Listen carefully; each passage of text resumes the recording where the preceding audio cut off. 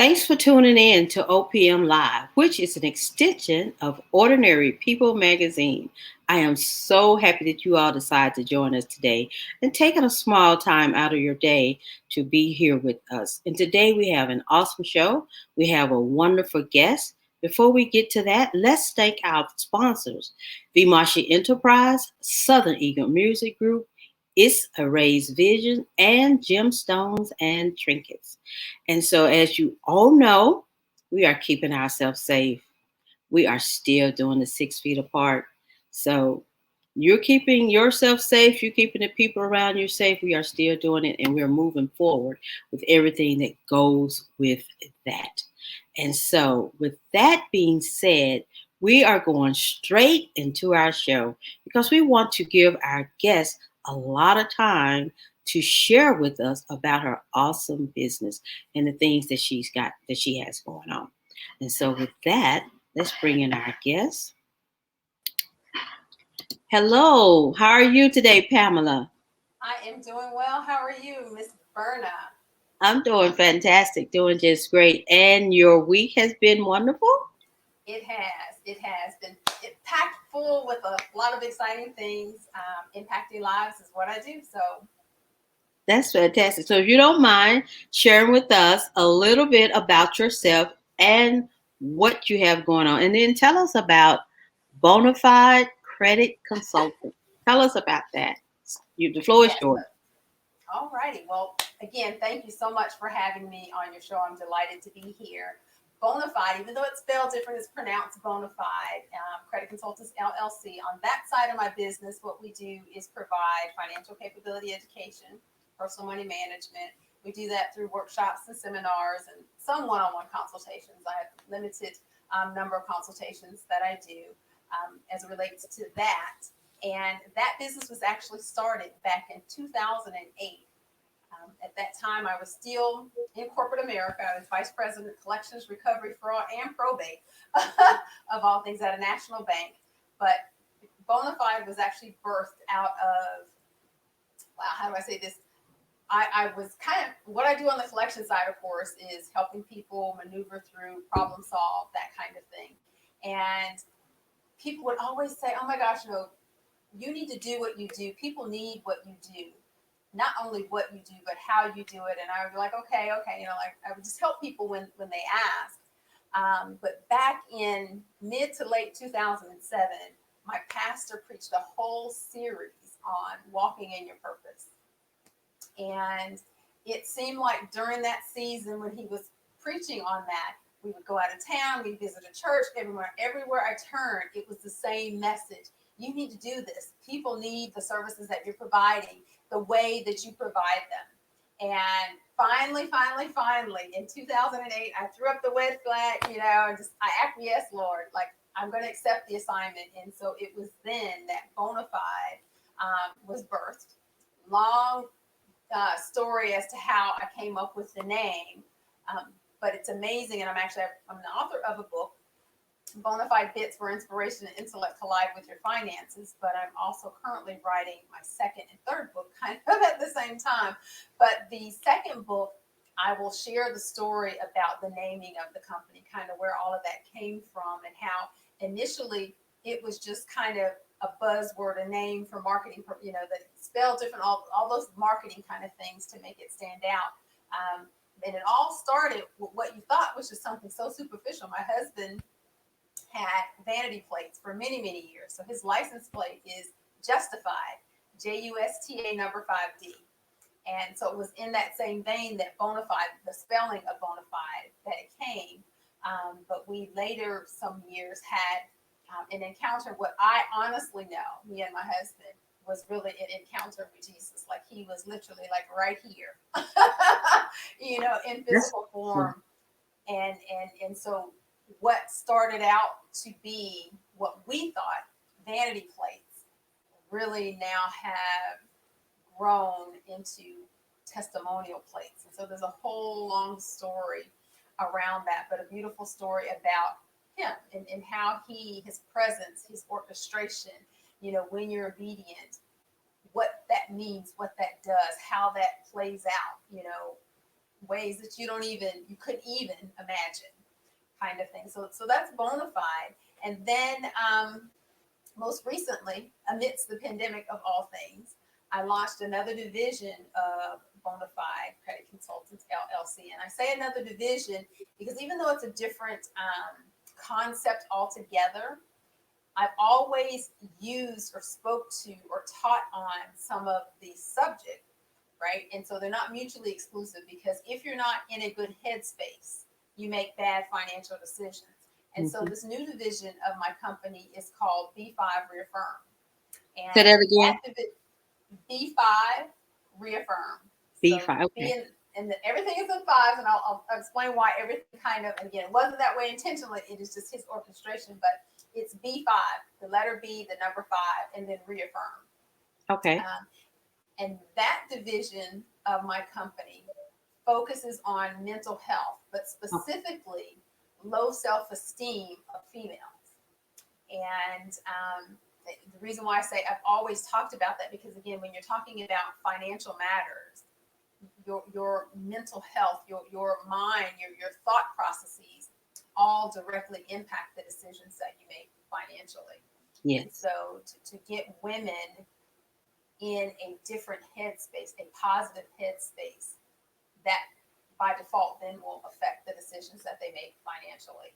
So I'm excited. That, I say, is my assignment from the big guy. And it has been an amazing journey. I grasped to try to find a word big enough, an adjective magnificent enough to describe the twists and turns in what he has unveiled as I accepted this assignment. With, like everything that I do, my goal is always to have impact. And what I mean by that is whoever's life, whoever's path that I cross, I want their life to be better in some way, because our life is past, that I've had some kind of impact. So whether it's a smile, a kind word, a conversation, sharing a bona fide bit or a nugget, whatever it is, I want their life to be better in some way. And so when B5 ReAffirm was launched, that desire remained constant. But what I did not see or foresee or really anticipate, but he knew immediately when he gave me the assignment, that this launch, this division, this purpose, this mission will not only impact lives, but literally these boxes have saved some lives. So That's amazing. I like how you say mental health and wealth and all those go together. And using my own self as an example, I can honestly remember when I just lived literally off my credit cards. It's like I was just working to pay the credit card. yes. And it took me, I can even remember deciding I was not going to pay anybody either. But for that particular pay period, but I paid for that mistake. I honestly did, because that was definitely the wrong thing to do. So I definitely get that, because for some reason we get that joy when we go on shopping, that for that moment it's an incredible feeling. But in the end, you it's like then it becomes a downer, because now you got to pay. But while you out Extra. there, it's just a super high, and you really do have to get your mind wrapped around the right way to Right. distribute your wealth or pay. And honestly, you're not alone, in that. There's so many people that go down that path not knowing. Some of it is actually generational. And so that's one of the other arms of Bona5 that we focus on, and that's generational transfer. And that includes not only generational wealth transfer, but generationally transferring knowledge and generationally transferring behaviorals, right? When you know better, you do better. And so if your grandparents, great grandparents, or even your parents for that matter, it's not that they had all this knowledge bottled up and they wanted to keep it from you because I can't wait to see you fail. Right? It's not that at all. They can't teach what they don't know. And so it is when the knowledge is gained and then transferred, right?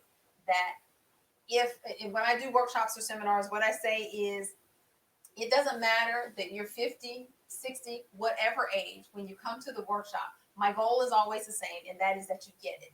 And what I mean by that is that you have a clear understanding of money management, how money works, the importance of saving, the importance of investing, and all of that generational wealth, the difference between rich and the difference in being wealthy, right? And when you have a plan, if you don't have a plan, then the plan by default is that a plan to fail, right?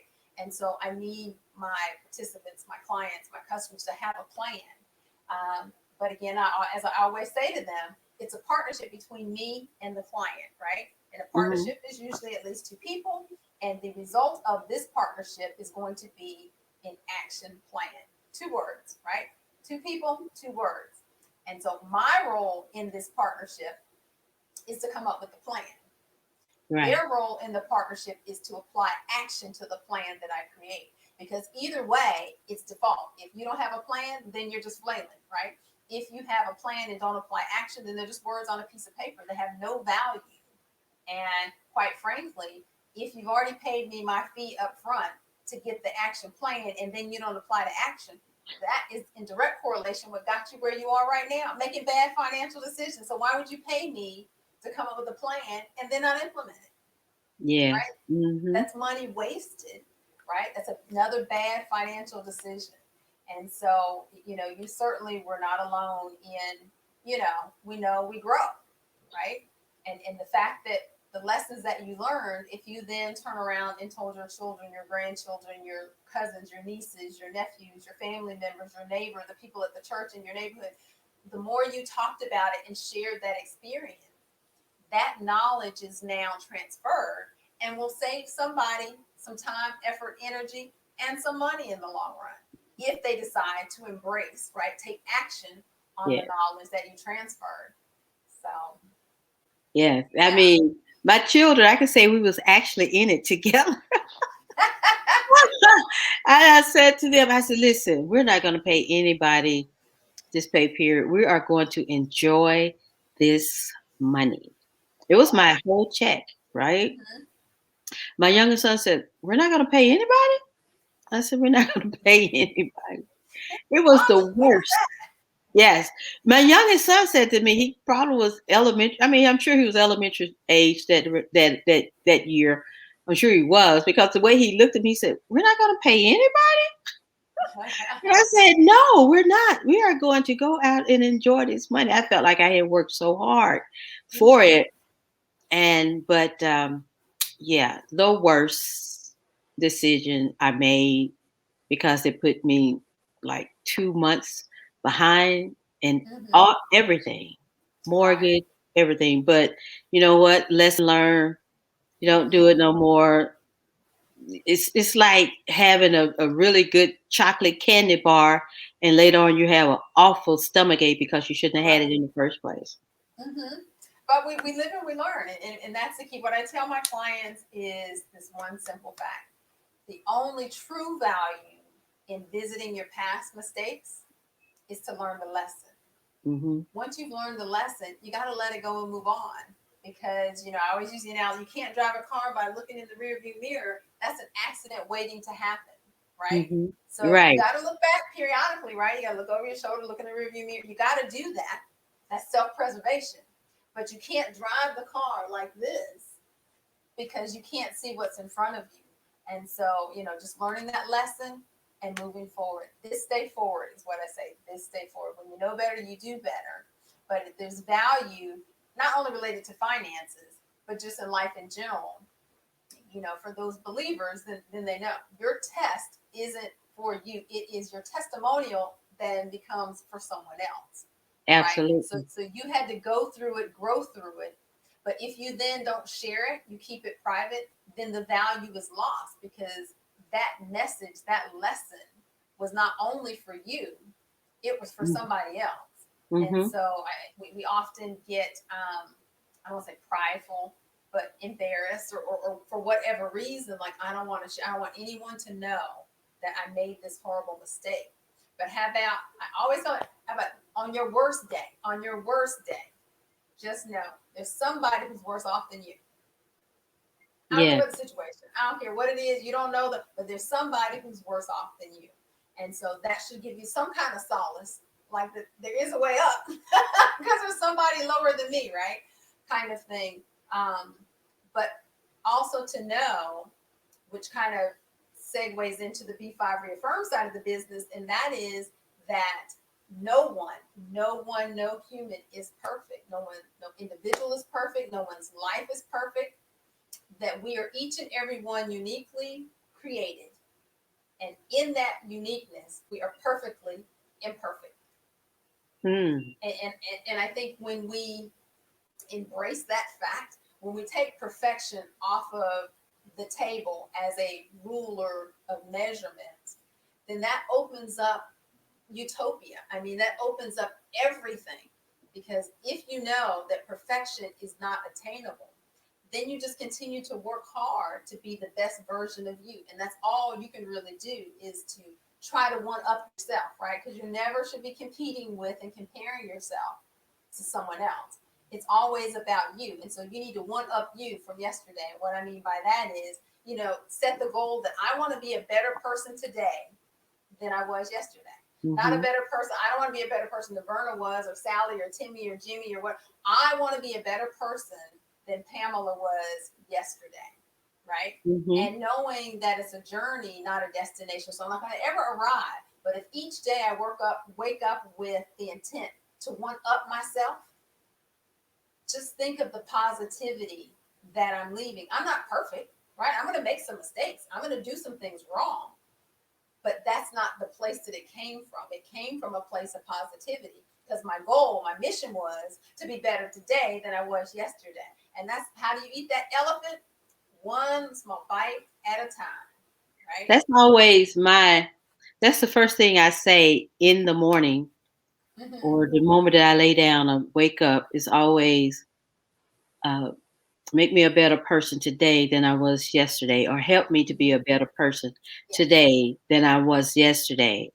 Not only thank you for the day, thank you for this day. So it's This always day. pretty much the same thing. So you're absolutely right. It kind of helps you to have a perspective of what your day may be like, or what you subscribe for that particular day. Right. Because every day is different, so to speak, because you just never know what's going to take place. But I think if you affirm or give yourself positive energy from the Right. beginning of the day, it kind Set the of tone. it definitely sets the tone. Yes. And knowing that, you know what? I'm not perfect, but I'm not alone, because nobody else is perfect. So no one else can, one up, oh, I'm more perfect. No, because no one's perfect. And I think some people put that extra burden on themselves, trying to keep up with the Joneses, as that old phrase would say, just in the different context of perfection. Oh, your life is so perfect. I want to be just like Verna. Her life is so perfect, right? Far And, from and it. what are you working towards? And then, if you want to put that, excuse, my earbud dropped out. If you put that in the context of the Bible, it clearly says in there about coveting other people's stuff. Right. Right. Right. So no matter where you are, whether you're on the religious side and faith-based, or just life in general, you don't know what it is you're asking for. And these young kids, I work with a lot of youth, and they also see social media, they see, Hollywood, celebrity, this, that, and the other, and they're all caught up in all of that.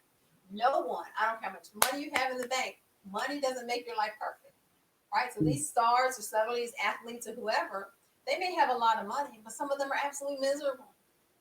And some of the same problems Pookie and Ray Ray have from the hood, they have in Beverly Hills, right? Because it's not about the money, it's about life. And if you are a horrible person, having a lot of money doesn't miraculously make you a nice person. You're just a horrible person with a lot of money, right? That's And so true. that's why we need to just focus on self and our heart and being a good person. It's not about the money, right? It's not Right. about your zip code. I remember our church went to Africa several years ago, and you go into some of these villages, and by our standard, oh my gosh, you're so poor, like you have nothing, like, oh my gosh, you are lacking so many things. But when you just sit back and observe these people, they are the happiest, joyful, people that, and you're like, oh my, we got all this stuff, and we're so, look at them, that they don't have a care in the world. Life is good. I mean, like real joy, like real joy. And they don't have, by our measures, you don't have anything.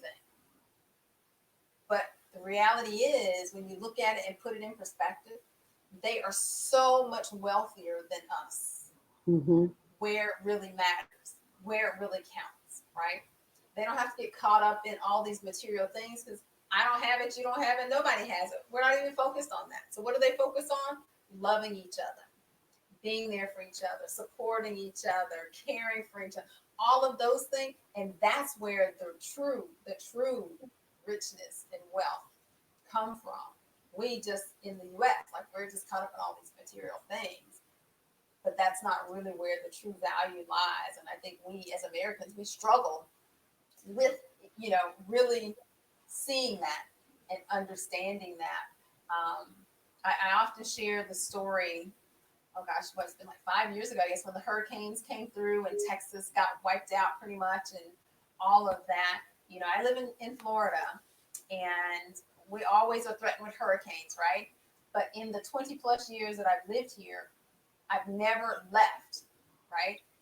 Until that last hurricane, during that time, and me and my husband were back and forth. Should we go? Should we stay? Should we go? At one point, the hurricane was headed directly to Tampa, which is where I am.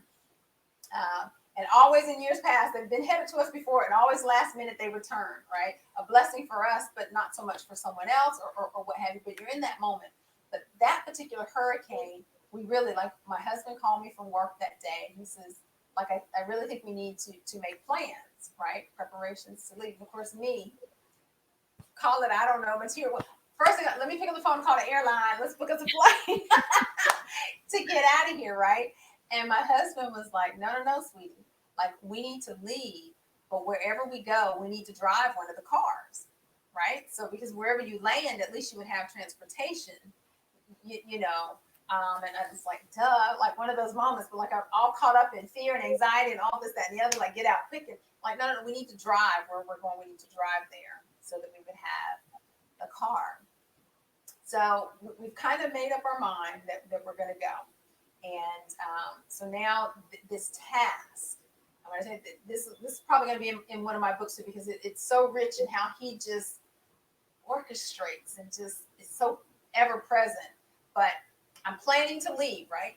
And so my husband decided we were going to drive my car. And I have a little BMW SUV, an X1, which is the smallest of them. Well, I think now they have one that's a little bit smaller, but an X1, right? So it's not a huge vehicle, right? And the two front seats are gone, so they don't count in terms of your stuff, right? Right. And so you've got this car, our house, a little over 3,000 square feet. 3,000 square feet, a car. 3,000 square feet, a car, right? And like, you can't put all of that here, right? It's not going to work. And so I'm thinking, oh my gosh, like, so many things that I want to take. Like, oh my gosh, all the photo albums, and you need all the important stuff, the bills, and all that kind of stuff. Oh my gosh, all my clothes, all these memorabilia, all stuff, right? A lot of stuff, because we've been married for 25 years and been together for 30. So we got a lot of stuff, right? A lot of stuff. And I was focused on all this stuff, and like, oh my gosh, how do you choose amongst the stuff? You need some clothes, you need some of that, all of it. When I take, and it was really just that frantic, like, oh my gosh, like what? And then I thought, okay, so the stuff that I'm going to leave, I started bagging stuff up into those big black garbage bags and kind of trying to sit it high, thinking if the storm came through and ripped the roof off or what have you, then at least if I had some of these things in plastic bags, they could be saved. And if they were up high, if the house flooded, the water came in, they're on counters. And so that buys me a little more time, right? And so I can protect my stuff. So getting back to loading the car. So the car, and it's like you really have to be strategic and you have to be intentional, because 3,000 feet does not fit in an X1. Not by anybody's math. I don't know how good you are at packing. It just isn't going to happen. And long story short, I was back and forth with that whole thing. And then I asked myself this question. This is how he spoke to me. If you had to start your life over, right? Because that's what you're really anticipating, is that when we leave, that when we come back, the house will be destroyed, blah, blah, blah, blah, blah, because that's what happens when a hurricane comes through. So if you had to start your life over, what would you need to start your life over? Right? So you need like your important documents and that kind of stuff. It's nice to have family albums, memories. But what I did with that, I went through with my phone and took pictures of pictures so that I could at least reprint them out or something if I had to. But then I began to weep, and the reality set in. And the answer to that question that he posed to me was, if you had to start your life over, what would you need? And the reality, the answer to that question, you know what it was? Him. My husband. That's Oh, all your I needed. husband. I had Yeah. him and my husband. That's all I really needed, was him and my husband. The others, it was just stuff. It was Stuff. just things, right? And you can buy things, you can buy stuff. But I couldn't replace my husband, right? And so when I had that epiphany, it was like this ton of bricks, this burden was lifted, because I was so torn on how do I choose and what and when and back and forth and back and forth, and it won't fit. Well, maybe I can squeeze one more thing in there, one more thing, all of that. And then it was like, wow, all I need was him and him. That's all. And both of them would fit in the front seat of the car. Absolutely. Right? Absolutely. And so for me, that was such an epiphany. And since that time, when I tell you, I like no different than anybody. I like nice things and stuff. But when I tell you my stuff has a new, different value for me, it's all just stuff. And I don't get caught up in all of that anymore, because it's nice to have, but if it's gone, it's gone. So what? I got my health, right? Mm-hmm. And I never forget, shortly thereafter at church, and I had on this necklace or whatever, and someone, one of the members of the church, oh, I just love your necklace. What did I say to her? See me after church, it's yours. It's just stuff. Because it meant so much. For me, it was a necklace, and I have lots of necklaces. I didn't have another one like that, but I have other, and if I didn't have that one, how about I would have found something else to wear, right? I would have found a different necklace to put on. So it really didn't have that kind of value for me to be able to bless her and give her that kind of joy for something that had value to me, but it's not life or death kind of value. It meant a lot to me. It blessed me to be able to bless her with this thing. And so that's just really where I am with stuff and things and all of that. But it took a hurricane, right? And this journey of self-discovery to really boil it down to get your priorities straight, right? The stuff don't matter. And so when it comes to your workshop, you teach those principles? I do, absolutely. It was like an added principle. I've always taught, the wisdom and all that kind of stuff and shared story. And when you tell a story, it resonates more with people. And of course, like I said, I wasn't the only one, I'm sure, that went through that kind of turmoil of stuff. Just like, when you talked about and shared, your journey as relates to finances and taking the month off or what have you, right? And the consequences, you're not the only one, right, who went through that. But what a lesson that you learned and that you can share with someone else, not only your kids, but maybe some random stranger that he puts in your path and he gives you that discernment. Share that story. You're like, I don't know why I'm telling you this about myself. But then there you are. You're telling that. So why? Because maybe that person, he sent them to you because they needed to hear your story the way that you're going to tell it, so that it'll resonate with them, and so that they don't feel alone and they don't continue to beat themselves up for the bad choices and mistakes that they made. They say, you know what? I learned a lesson. This day forward, let's keep it moving, right? And even making that choice doesn't mean I'm now perfect, right? And I won't ever make another mistake, because you will. But if you learn Right. the lesson, you won't make that mistake again, right? And Absolutely. and and so absolutely, I'd love to share the story. Why? Because somebody somewhere needed to hear that story about stuff, because maybe they've lost some relationships or something over stuff, Hmm. right? And Right. you're like, oh my gosh. I mean, you've heard stories of people, your home is burning down and you get out safely, but then you ran in to get some stuff and then you died in the fire. Really, it was just stuff. Yeah, that's Like tragic. That is so yeah. tragic. And so maybe someone hearing my story will take the context and put it in the context of a house fire. When your house is on fire, you're gonna keep your tail out on the sidewalk and let the Right. firemen do their work, because it's just stuff. I don't care if it's an heirloom. I don't care that it had whatever emotional value or monetary value. You cannot put or place value on your life. And That's so true. whatever that thing or things are is, so what? It's gone. That's true. And we accumulate so much stuff. Because I can remember when my mother, who's deceased now, she was downsizing from her home to Mhm. now moving into a senior citizen community, and it was hard. She had to move because now, she had more going out than she had coming in as far as Mhm. monetarily. Right. And so when we downsized, well, when I downsized or, went in through, she had so much stuff Yeah. from the years of being there and looked like every time I had the get rid of pile and the keep pile, the get that pile was supposed to be higher than the Right. keep The pile. keep pile. But she kept Hmm. taking stuff over to the keep pile. And then it got so bad that even when we put the stuff on the street that was supposed to actually go, it was Sneak out there and coming get one back. of it.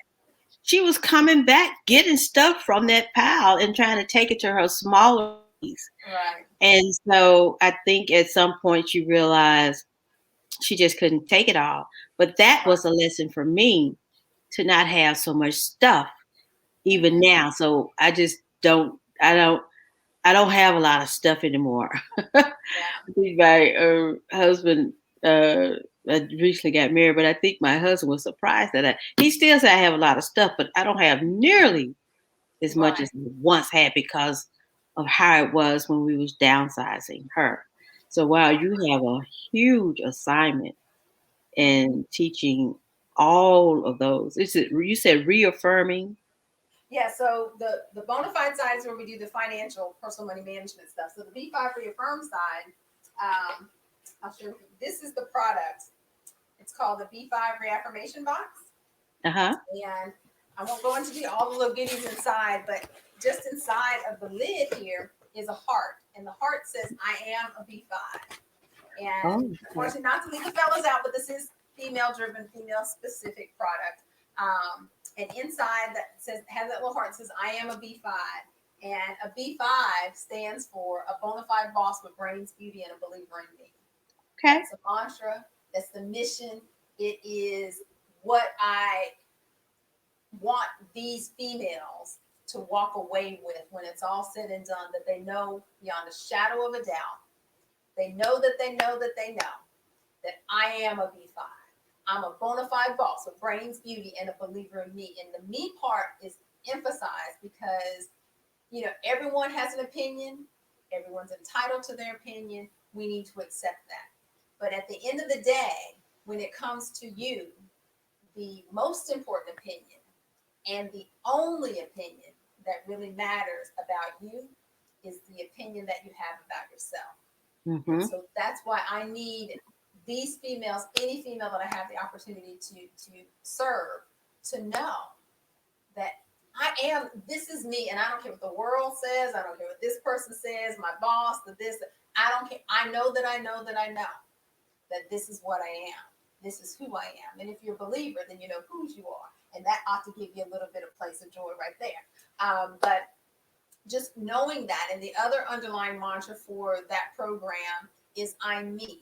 And that is an emphatic statement that I'm me. Just knowing and understanding that's all I can ever be is me. So I can't be Verna, Verna can't be me, I can't be Tammy, I can't be Kim. All I can ever be is Pam.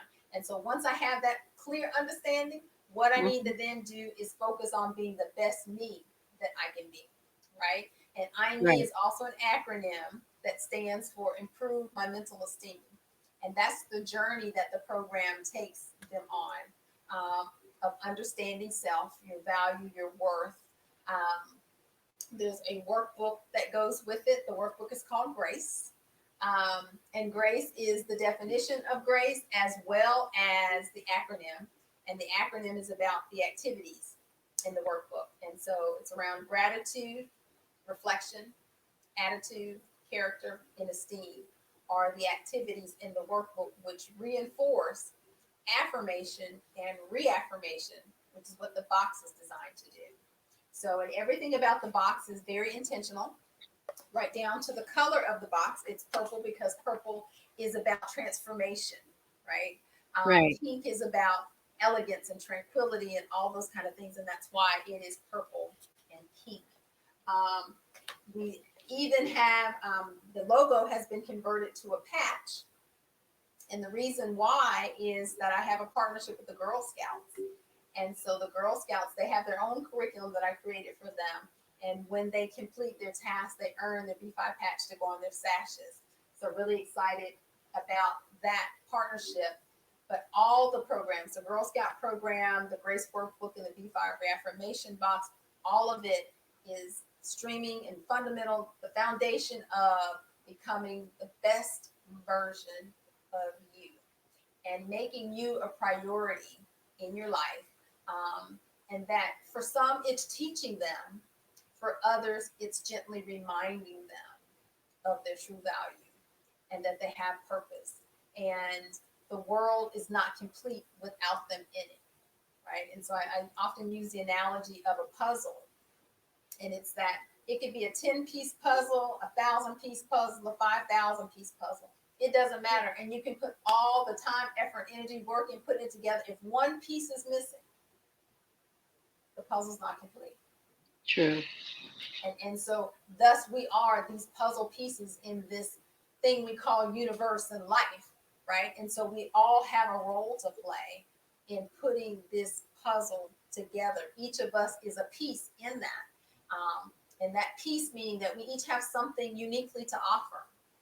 And so when I work with entrepreneurs, I tell them, there's other people who might do what you do now or what you anticipate doing if you're in the ideation stage. It doesn't matter because no one can do it like you but you, That's right? true. I recently, I'm part of an anthology, and my chapter in the book, I'm talking about this whole entrepreneur thing and being uniquely designed and self-esteem. And in that chapter, I actually use the analogy of bread.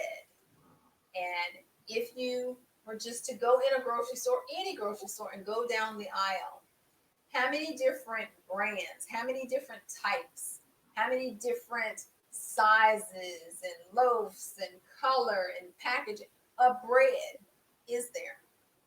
You probably can't even count them all on one hand because there's so many. Even That's if it's just a true. little convenience store, right? They're going to have variety. And just suppose one of those bakers said, well, I was going to do bread, but there's already some bread, so I'm not going to do bread. And just so Mm-hmm. happens that was the brand, the style, or whatever that you particularly love. And it Right. would have been without bread. If you like wheat, if you like white, if you like whole grain, if you like thin slice or fat sliced, or because there's so many varieties, right? And the reality is, all of those breads would not be on that aisle of that store that you're on if there wasn't someone to purchase it. Because we American supply and demand. If there was no demand, there would be no need for the supply, right? That's true.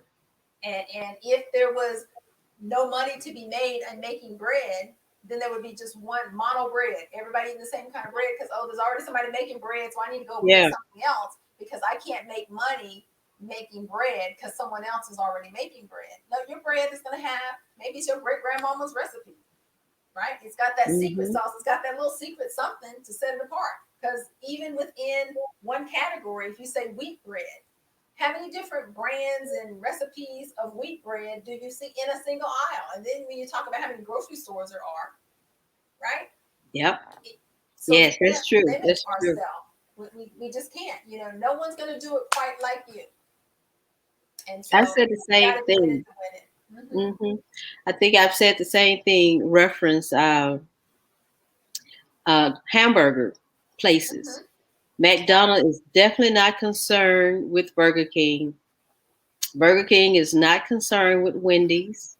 And sometimes I they're mean, right across the street from each other. I mean, literally on the same block, right across the street or whatever. And yep, gas stations the same way. How do you have two gas stations on some corner? There's a gas station on every corner. They're yes, all in business. How are yes, they staying in yes. business? Because somebody's buying their product. That's true. That's true. You know. But just, I mean, the pie is so big, we can Hmm. all have a slice or a Absolutely. So piece. don't limit I yourself by mean, any stretch of the imagination. yes, And again, for those who are believers, then you can do all things. All things. Just let him. Just let him. Let go and let him, and all things are possible. Like I said, this whole B5 ReAffirm thing. This is all him. This is my assignment, right? And it's so different than my other side of the business on the Bonafide side. It's workshops and seminars. So it's PowerPoints and, virtual and all of that kind of stuff. And you talking. Well, B5 ReAffirm, it's products, it's services, it's a whole different kind of business, right? And yeah, you can get kind of anxious about like the unknown, like I don't really know what I'm doing and all of that. But I know it's my assignment. And so I just step in all in, and I just know that I know he's gonna work it out. It ain't someone asked me, well, what if it fails? Well, I don't know, because I've never even considered that as an option. Because it's my assignment. So I'm not even giving it any thought, because that's not something that's gonna happen. Because I'm on a mission driven by him. And he won't let it fail because it's his mission, right? If it was Pam's mission, well, yeah, that all the failure is a possibility. But this is his mission. And so, no, and absolutely every step of the way that I've been so far, and like I said, I just launched this during the pandemic. Doors, people that I need, boom, they're right there in my, he's just been connecting me with people in his time that I need for this. It's time to do this. Oh, well, so take the next up. Oh, right. It's just been happening. And when those kind of things happen to me, I say hashtag GISCC. And that means God is so crazy cool. And that means you can't explain it no matter how hard you try. When the first time I said that, it was like, wow, it's kind of like, this thing happens, and you're like, oh my gosh, how crazy is that happened? And then you sit back and you revel in it, and you're like, how cool is that? Did that crazy thing happen to me? Right? And when you can't right. explain it, it's just him, right? It's nothing you could have done or said or orchestrated. It's like, wow. Like, wow. You're just constantly in awe. Because even my first book that I wrote, Bonafide Bits for Inspiration and Intellect Collide with Your Finances. When I tell you it doesn't meet any kind of format for writing books and all of that kind of stuff, that's how I know it was all him. So people have been telling me, oh, you need to write a book. And I'm like, yeah. But this was back in 2015, because I spoke in March of 2016 at this women's conference in Atlanta. So I was a keynote. And of course, as part of that, you get a vendor table and all of that. And I thought, well, how am I going to be the keynote at this women's conference with a vendor table and nothing to sell? Not a good look. Like, what do you look like? Like, oh my gosh. And I'm like, dang it, nope, whatever it takes, I'm going to have something on that table to sell before I get to Atlanta in a month and a half, right? Because it's like January and I was going in March. And less than 45 days from start to having a hard copy in my hand of writing my first book. I mean, That's edited, amazing. proofed, all of that. Hard in my hand, not an ebook, a physical book in my hand. And all I can say is hashtag GISCC. I need it. Never read a book before, so I'm learning as I go. I don't know how to start. I can write the book, but like, ISBN numbers and editors and read proofers. And I'm learning all that terminology as I'm going along, because I had no idea. I've read a lot of books, but didn't know how to. When I needed someone to do graphics, boom. All the people that I needed, literally, for that book were already in my path, meaning in my Rolodex that I met some point in the past or what have you. But just knowing them wasn't an aha. When I call them up and say, I need this like yesterday. Their response, what do you need me to do? We'll get it done. I mean, even so much, the foreword in my book, my foreword in that book was done by Dr. Willie Jolly. And I don't know if you guys know Dr. Jolly, but he's a world-renowned keynote speaker, all of that. I mean, his circle, he's running like in the Oprah circles and the Brian Tracy's and the John Maxwell's. That's his circle of people, right? And I met him at an event, and like everybody, and I almost didn't even go to the event. A friend of mine basically twisted my arm to go to the event. And so I went, and after the event, and he spoke, I was just in awe because when I tell you, he took the stage and he was so unapologetic about his faith. He just, like me and Jesus. You don't like it? Exit stage. Like he was just like, boom, this is who I am. This is how I roll. And if you don't like it, can't get next to it. Not my problem.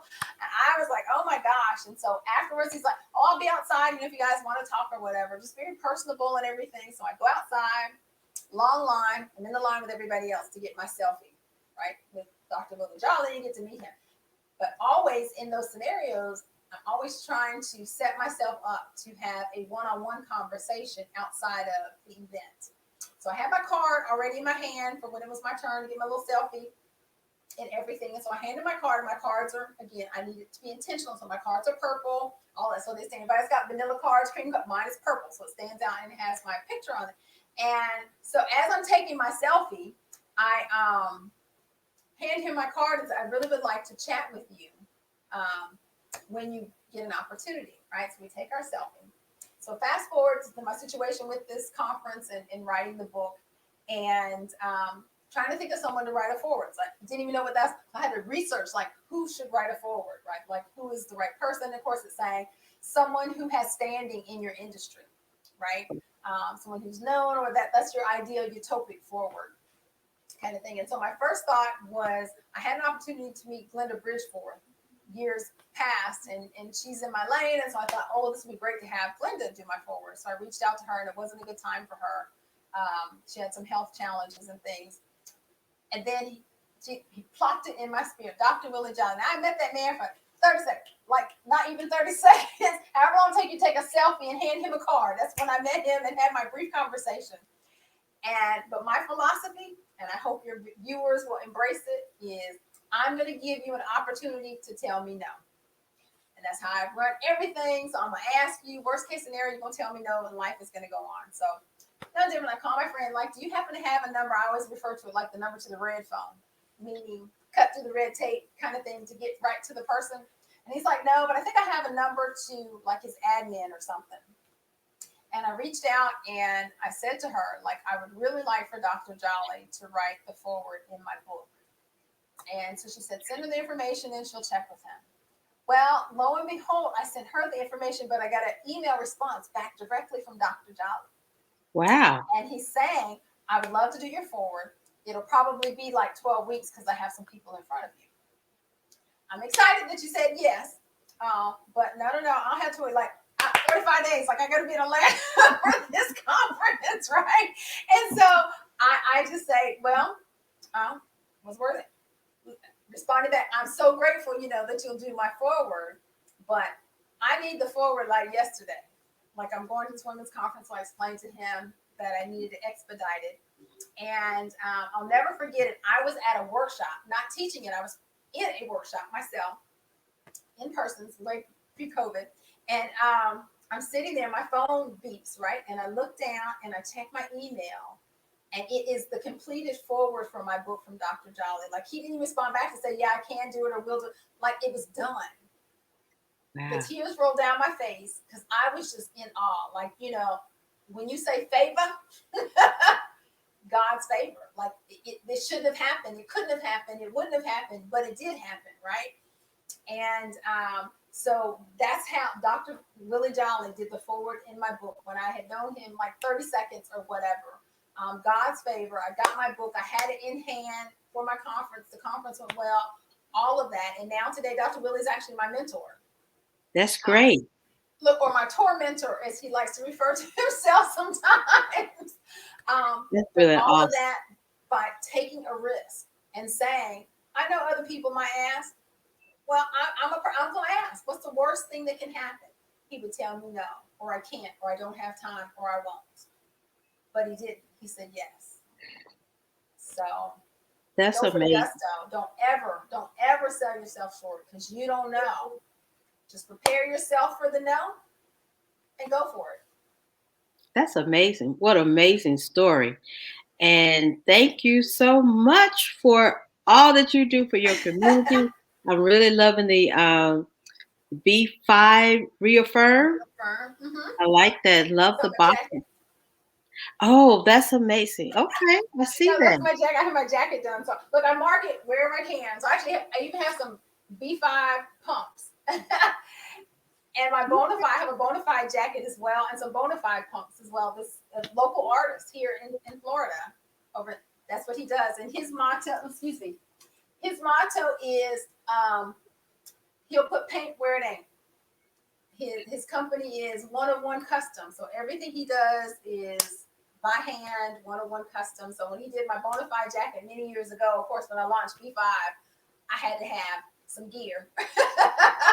And he Yes, came through great for me. marketing. Great marketing Yes. skill. Great marketing. Mhm. Love it, love it, love it.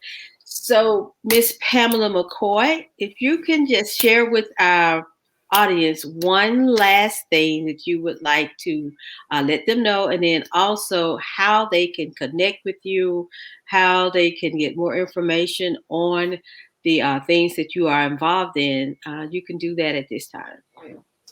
Well, my one bona fide bit or nugget would be, as I simply said, adopt the philosophy, give them, whoever them or it is, the opportunity to tell you no. So just ask for it, right? Whatever it is that you want, go for the gusto. Don't sell yourself short. Don't underestimate your ability to do, to accomplish, to um, win at whatever it is that you're going after. You know, no one can be you but you. So just focus on being the best you that you can be. Know that you have value, you have worth, you have something very unique to offer this world. And so we're all excited to find out what that is from you, right?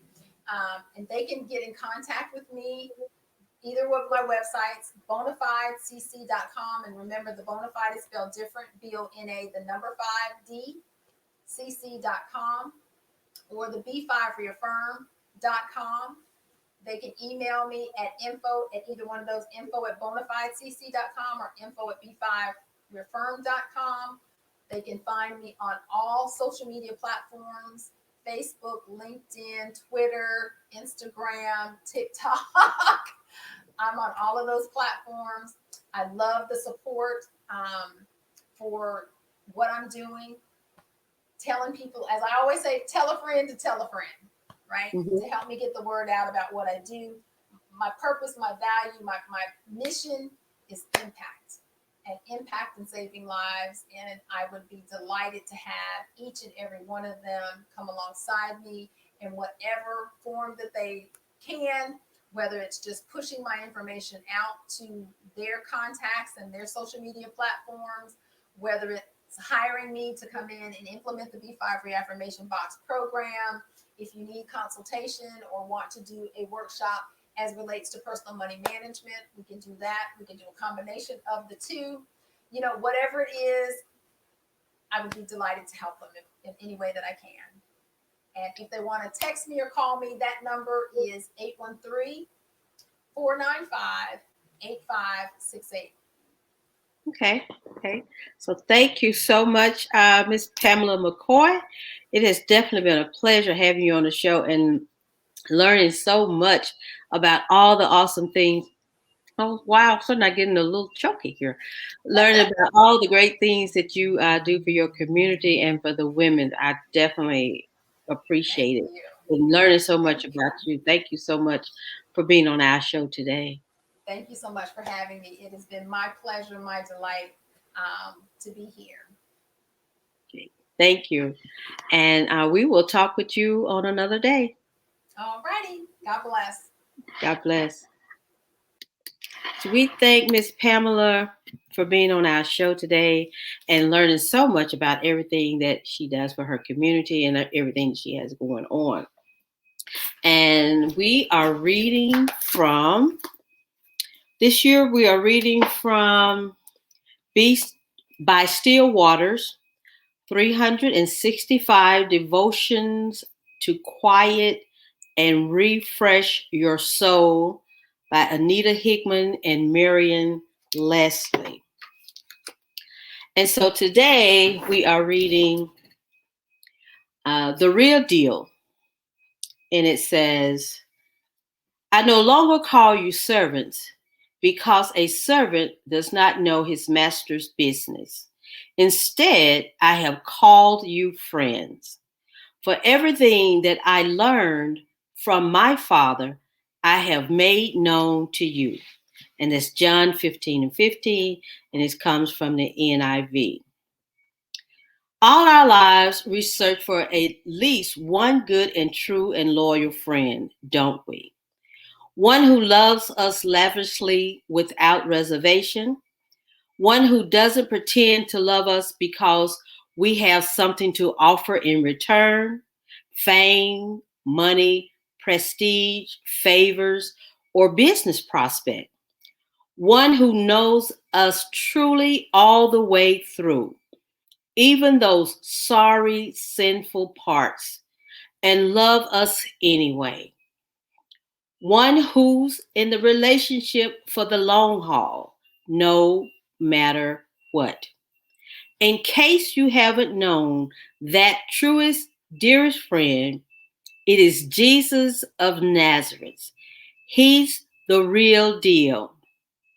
He is the most intimate friend you will ever find, the most trusted confidant you will ever tell your secrets to, and the most cherishing of lovers, right down to your very soul. And Jesus not only want to be with you for the here and now, but for all times. Now that's true love. So seek the friendship, embrace the love, the mercy, and the grace of Christ.